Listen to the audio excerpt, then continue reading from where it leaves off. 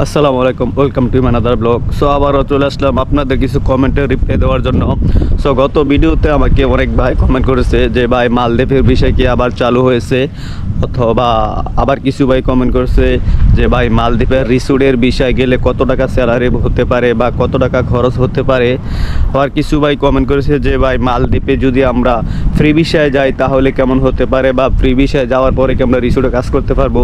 তো আসলে সেই সব কমেন্টের রিপ্লাই দেওয়ার জন্য আমি আজকে এক এক করে আমি সবার কমেন্টের রিপ্লাই দেবো। সো প্রথমত বিষয় হচ্ছে যে ভাই মালদ্বীপের রিসোর্টের বিষয় চালু হয়েছে। হ্যাঁ ভাই, মালদ্বীপের রিসোর্টের বিষয় চালু আছে। আর আপনি যদি রিসোর্টে ঢোকেন তাহলে কিন্তু পর্যাপ্ত পরিমাণে টাকা পে করতে হবে। অ্যাটলিস্ট আপনি যদি 5 স্টার রিসোর্টে ঢুকতে চান তাহলে 12 থেকে 13 লক্ষ টাকা আপনার খরচ হবে। অনেকে বলবে যে ভাই 12 থেকে 13 লক্ষ টাকা দিয়ে ইউরোপে যেতে পারবো। ঠিক আছে, ইউরোপ যেতে পারবেন, বাট সুযোগ সুবিধা কোনো অংশে ইউরোপের সাথে কম না মালদ্বীপ। সো মালদ্বীপে আপনি যদি 12 থেকে 13 লক্ষ টাকা দিয়ে ঢোকেন তাহলে আপনার 1 লক্ষ টাকার উপরে আপনার স্যালারিটা পড়বে। আর অনেক সুযোগ সুবিধা আছে। আপনার 1 বছর পর পর কোম্পানি ছুটি দেবে আপনাকে, তারপরে আপনার থাকা খাওয়া A to Z সব কিছু কোম্পানি বহন করবে। আরেকটা বিষয় হচ্ছে যে ভাই আমি কি ফ্রি ভিসায় এসে মালদ্বীপে রিসোর্টে কাজ করতে পারবো? অবশ্যই পারবেন। অ্যাকচুয়ালি মালদ্বীপে কিন্তু শুধু যে নামের লোকেরা কাজ করে তা না, এখানে ফ্রি ভিসার লোকেরা কাজ করতে পারে। তবে তাদের একটা আলাদা একটা সেকশন থাকে, তাদের একটা নাম থাকে, যেই আপনি যদি অন্য কোম্পানির লোক হন বা ফ্রি ভিসায় কাজ করেন রিসোর্টে আসা, তখন ওইটাকে থার্ড পার্টি বলা হয়। আসলে থার্ড পার্টিতে যদি কাজ করেন তাহলে কিন্তু আমরা রিসোর্টের সুযোগ সুবিধা পাবেন না। কারণ রিসোর্টের সুযোগ সুবিধা শুধু একমাত্র রিসোর্টের যে নামে যারা আছে, যে স্টাফগুলো আছে, তারাই রিসোর্টের সুযোগ সুবিধা ভোগ করবে। তাদের জন্য এই রিসোর্টের সুযোগ সুবিধা। আর থার্ড পার্টির জন্য কিন্তু আলাদা একটা বাজেট থাকে, আলাদা কন্ট্যাক্ট থাকে, যে আপনার কোন কাজের উপর আপনার স্যালারি নির্ভর করবে কাজের উপরে। আপনি কোন কাজের অভিজ্ঞতা, আপনি কোন ধরনের কাজ পারেন, কি কাজ করেন, তখন কলা কিন্তু আপনার স্যালারি ধরবো।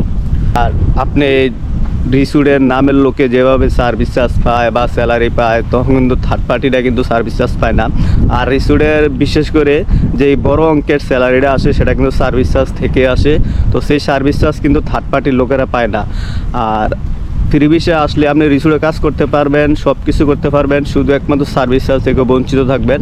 আপনি যে স্যালারি কন্ট্রাক্ট দেবে ওই স্যালারি আপনাকে কোম্পানি দেবে, স্যালারি ব্যতীত আর কোনো কিছু আপনাকে দেবে না। তো আরেকটা ভাই কমেন্ট করছে যে ভাই আমি তো ইলেকট্রিকের কাজ জানি, আমি কি রিসোর্টে চাকরি করতে পারবো? অ্যাকচুয়ালি ইলেকট্রিকের কাজে আপনি রিসোর্টে না যে কোনো জায়গায় চাকরি করতে পারবেন, তবে রিসোর্টের কাজ করতে হলে রিসোর্টের নামের লোক হতে হবে।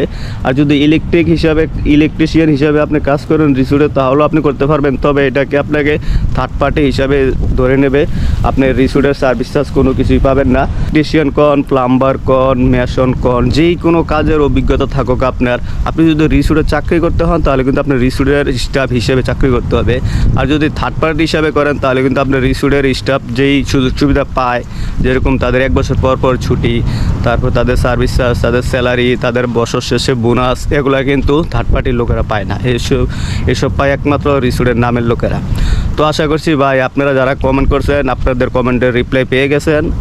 আপনাদের কমেন্টের উপর ভিত্তি করে আমি ভিডিও বানাবো। দেখা হবে অন্য কোনো ভিডিওতে। ওকে, আল্লাহ হাফেজ।